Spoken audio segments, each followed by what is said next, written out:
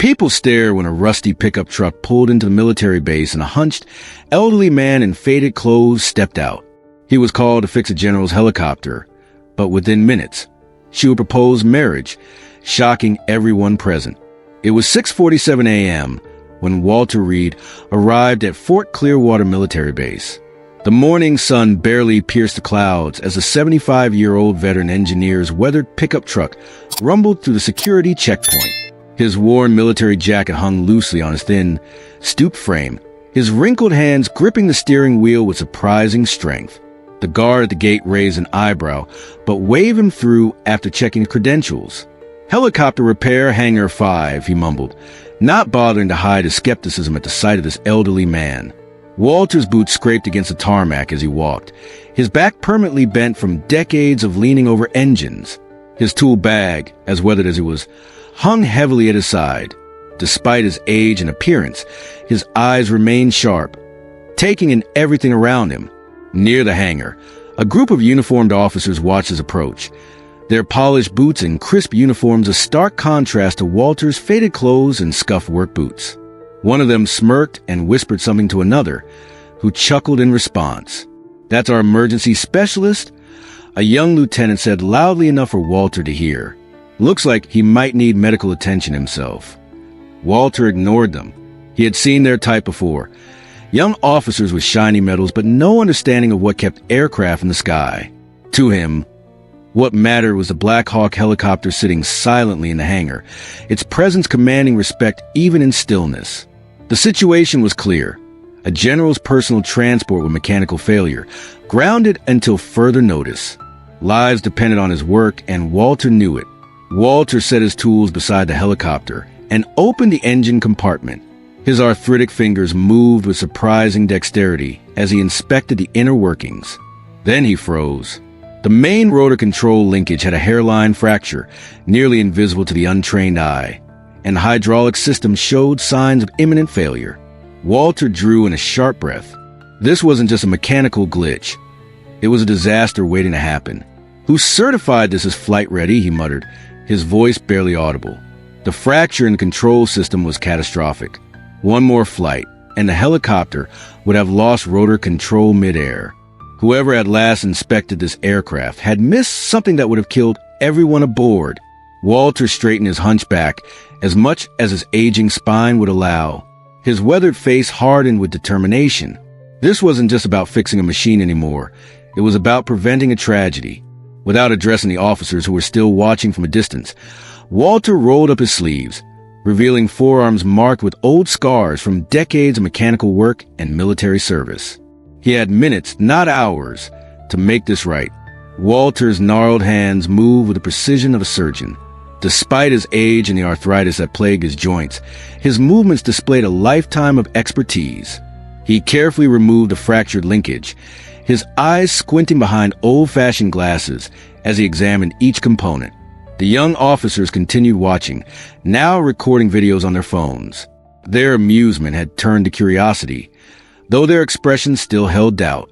How could this elderly man, who looked like he belonged in a retirement home, possibly fix a military-grade helicopter that had stumped their own mechanics? $20 says he gives up in 10 minutes, one whispered. Inside the command center overlooking the hangar, Brigadier General Elizabeth Morgan watched in silence.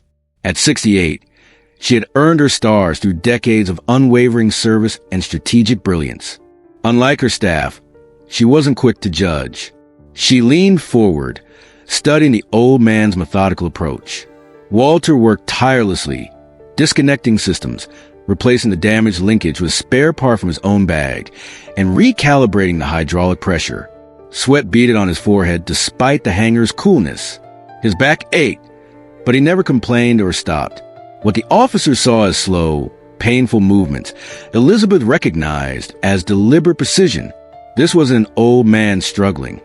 This was a master at work. She noticed how he tested each connection, double-checked every seal, and treated the machine with the respect it deserved. "Who is he?" she asked her aide quietly. "Walter Reed, ma'am. Former Army Engineering Corps. Served in Vietnam and Desert Storm." The moment the helicopter's engines hummed to life, the laughter stopped. The steady whirring sound filled the hangar, perfect and balanced. Walter stepped back, wiping his hands on an old rag. A small, satisfied nod is only acknowledgement of success. The officers stared in stunned silence. The helicopter that their top mechanics had declared grounded for at least a week was now operational. One of them whispered, "That should have taken a team and specialized equipment." But Walter didn't gloat. He didn't even look their way. He carefully closed the engine compartment, secured his tools in his bag, and prepared to leave. To him, he had simply done what needed to be done. In the command center, Elizabeth Morgan stood up. "I'm going down there," she announced, her tone leaving no room for discussion. As Walter turned to leave, the hangar doors opened. The officers immediately straightened, snapping to attention. General Morgan entered with purpose, her uniform adorned with the medals and ribbons of a distinguished career. Her silver hair was pulled back in a regulation bun, her posture impeccable despite her years. Walter paused, his stooped figure turning slowly toward the approaching general. "You fixed it," Elizabeth stated, her voice carrying the natural authority of command. Walter attempted to straighten his hunched back, a reflex from his years of service. "Yes, ma'am," he replied simply. "At ease, soldier," she said, noticing his discomfort. Then more quietly, "You didn't just fix it, you saved it. My pilot reported the helicopter was beyond immediate repair. He missed a fractured control linkage and hydraulic deterioration that would have been catastrophic." Walter nodded, brushing dust from his faded jacket. Rotor control would have failed mid-flight, probably within the next 20 minutes of operation. Her eyes narrowed, not in anger but in calculation. "You could have simply reported the problem and walked away." "I don't walk away from potential casualties, General. Not when I can prevent them." A moment of silence settled between them. Elizabeth studied the man before her. His clothes were worn, his body bent with age, but his eyes held something that many of her officers lacked: absolute certainty in his purpose. Then Elizabeth smiled, not the practiced smile she used in military briefings, but one that reached her eyes. It surprised everyone watching, including Walter. "Do you know who I am?" she asked. "Yes, ma'am. Brigadier General Elizabeth Morgan, commander of the 4th Combat Support Brigade." "You don't seem intimidated." "With respect, ma'am, I've been fixing helicopters since Vietnam. I'm here for machines, not the ranks." Elizabeth turned to her entourage. "Everyone inside. Now." No one dared question the order. The officers filed back into the command center, leaving Elizabeth and Walter alone in the hangar. Once they were alone, Elizabeth's posture relaxed slightly. "In 40 years of service, I've been surrounded by people who talk about excellence but rarely demonstrate it. You're the first person I've met in a long time who did the opposite." "Mr. Reed," Elizabeth began, her voice softer now, "what would you do if someone like me asked you something completely unexpected?" Walter's weathered face remained calm. "Depends on how unexpected, ma'am." Elizabeth took a deep breath, as if making a decision that would alter everything. She looked at the helicopter, then back at the elderly man who had saved it, and potentially her life. "What if I asked you to marry me?" For a moment, neither spoke. The distant sound of aircraft and vehicles continued outside, but in the hangar, time seemed suspended. Walter didn't laugh or dismiss her words as a joke. He simply stood there, his eyes studying hers intently, as if searching for the real question behind her words. Most men would have stumbled over their response, assumed it was a test, or tried to deflect with humor. But Walter had spent too many years solving problems others deemed impossible. He recognized sincerity when he saw it. "You don't know me," he finally said, his voice steady. "That's precisely why I'm asking," Elizabeth replied. "I've received 26 marriage proposals in my career. I counted. All from officers and politicians who memorized my service record and called it respect. But you," she paused, her voice softening, "you fix a helicopter that others gave up on, potentially saved lives, and expected nothing in return." "I did my job," Walter said simply. "Exactly," she whispered. "That's what makes it real." Walter looked down at his worn boots, suddenly aware of the contrast between them. He in his threadbare clothes, she in her decorated uniform. "You want to marry a retired engineer with a bad back and arthritic hands?" No, Elizabeth said firmly. I want to marry the only man I've met who didn't try to impress me with anything except competence and integrity. Walter studied her expression. Behind them, through the hangar windows, curious eyes peered from the command center. Whispers were undoubtedly spreading, but Elizabeth seemed unconcerned. Finally, Walter broke the silence. Take off your hat, General. Elizabeth blinked. What? If you're serious, take off your hat. Come walk with me. 5 minutes. No ranks, no titles. Just two people on equal ground. She hesitated only briefly. Then, with deliberate movements, Elizabeth removed her service cap. With this simple act, she seemed to shed some of the authority that had defined her for decades. Walter nodded approvingly and began walking toward the far end of the hangar. His gait was slow but steady. Elizabeth matched his pace, deliberately slowing her normally brisk stride. They walked past the helicopter, past the shadows of watching personnel. She didn't ask where they were going, simply followed alongside him, their footsteps echoing in the vast space. Walter led her to a small door at the back of the hangar. It opened to reveal an old maintenance room that had been converted into a small workshop. Inside were tools, old aircraft parts, and walls lined with faded photographs, helicopters, planes, and soldiers standing beside them. One showed a young man in uniform standing proudly next to a Huey helicopter in Vietnam. That was me, Walter said, pointing to a photograph. 47 years ago. The young man in the photo stood tall, his posture straight and proud, his eyes holding the same determination Elizabeth had seen moments ago when he was fixing her helicopter. Life bent my back, Walter said quietly, but it never broke my focus. Elizabeth touched the photograph gently. I understand that better than most. Walter sat in an old folding chair, gesturing for Elizabeth to take the only other seat, a slightly less worn chair beside a workbench. My father was a mechanic in World War II, he began, his voice taking on a storyteller's cadence. He taught me that machines don't care about your rank or your medals. They only respond to respect and understanding. Elizabeth nodded. In my experience, the same is true of people. I've fixed aircraft that others declare beyond saving. When I returned from Vietnam, fixing things became my way of making sense of a world that often seemed broken. Walter's eyes drifted to another photograph, this one showing him working on a helicopter with a group of young soldiers watching. I started teaching what I knew to the next generation. Why didn't you stay in service? With your skills, you could have risen through the ranks. Walter smiled slightly. I never wanted rank, ma'am. I wanted purpose. Sometimes the two align, sometimes they don't. Elizabeth's expression softened.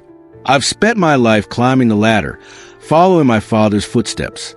3 generations of Morgans have served as generals. She paused, looking around the simple workshop. But I've never felt as much purpose as I saw in you today when you were fixing that helicopter. Walter nodded in understanding. Purpose isn't given with stars or stripes. It's found in the work itself, in knowing what you do matters. Even if no one else sees it, she asked. Especially then, he replied. The hours passed unnoticed. Morning turned to afternoon as Walter and Elizabeth sat in the workshop, sharing stories of their military experiences. She had removed her jacket, her formal demeanor gradually giving way to genuine laughter and candid conversation.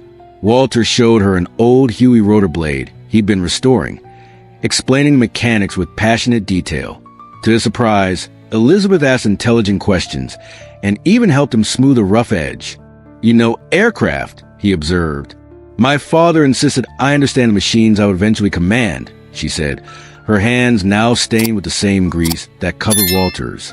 But somewhere along the way, I stopped working with my hands. Outside, the base continued its operations.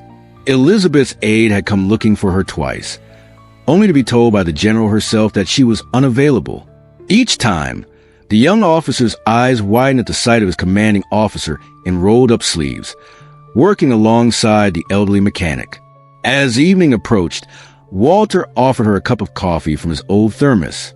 Elizabeth accepted it with a smile, drinking from the chipped cup without hesitation. I was supposed to be in Washington for a briefing today, she admitted. Walter raised an eyebrow. Important meeting? Not nearly as important as this, she answered simply. The workshop door opened abruptly, revealing Colonel James Harrison, Elizabeth's executive officer. His face was a mask of professionally controlled concern, though his eyes betrayed a confusion at finding his general in such surroundings. General Morgan, I apologize for the interruption, he began, his tone formal. The Pentagon has called 3 times. The Joint Chiefs are waiting for your assessment on the new combat support protocols. Elizabeth didn't immediately respond. She placed her coffee cup down slowly, the brief interlude of normalcy fading away. Colonel Harrison's gaze shifted to Walter, then to the general's grease-stained hands, then back to her face. Ma'am, we also have the delegation from NATO arriving tomorrow. Your presence is required for the welcoming ceremony. Walter began to stand, understanding that reality was intruding.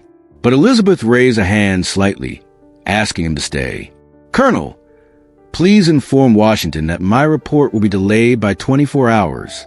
As for the NATO delegation, have Colonel Williams handle the preliminary protocols. Harrison's composure slipped. Ma'am, with all due respect, these are your responsibilities. The Secretary of Defense specifically requested. Are you questioning my orders, Colonel? Elizabeth's voice remained calm, but there was steel beneath it. No, ma'am, but... He glanced at Walter. People are talking about you and... About my spending time with a decorated veteran who saved $1 million aircraft and potentially several lives today? Her eyes hardened. Let them talk. Harrison stiffened, recognizing the dismissal. Yes, ma'am. I'll relay your instructions. After he left, silence hung heavy in the workshop. Elizabeth stood slowly, her decision visible in the straightening of her shoulders. They'll never understand, Walter said quietly. Does that matter to you? She asked. Walter thought for a moment, then shook his head. I learned long ago not to measure my worth by others' understanding. Elizabeth smiled. Come with me. Where to? To show the world that I'm not ashamed to stand beside the one person who saw me as Elizabeth before he saw the general. Walter hesitated, then nodded once. He picked up his worn cap and placed it on his head, a silent acceptance of whatever came next. Together they walked out of the workshop, Elizabeth matching her stride to Walter's slower pace. As they emerged into the open area of the hangar, heads turned. Personnel stopped their activities, watching in stunned silence as General Morgan walked side by side with the elderly mechanic. Elizabeth didn't reach for Walter's hand. Such public displays weren't in either of their natures, but she walked close enough to him that their purpose was clear. This wasn't a general with a subordinate. This was a woman who had made her choice. The base photographer, there to document the repaired helicopter, captured the moment without being asked. By morning, the image would be everywhere. As the sun set over Fort Clearwater, the news had spread throughout the military community.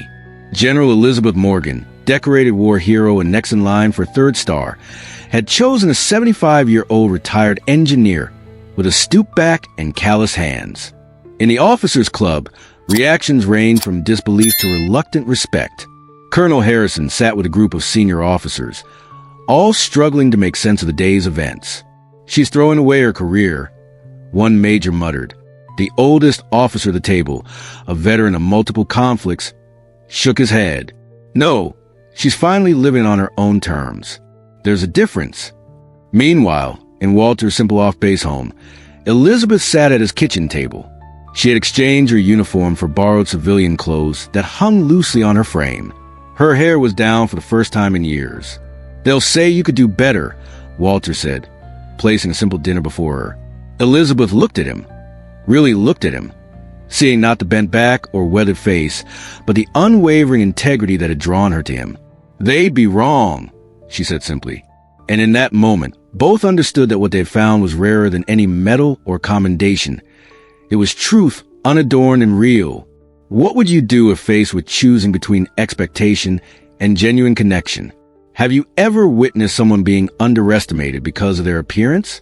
Comment below with your thoughts and experiences. Remember, true respect comes from recognizing value where others see only surface.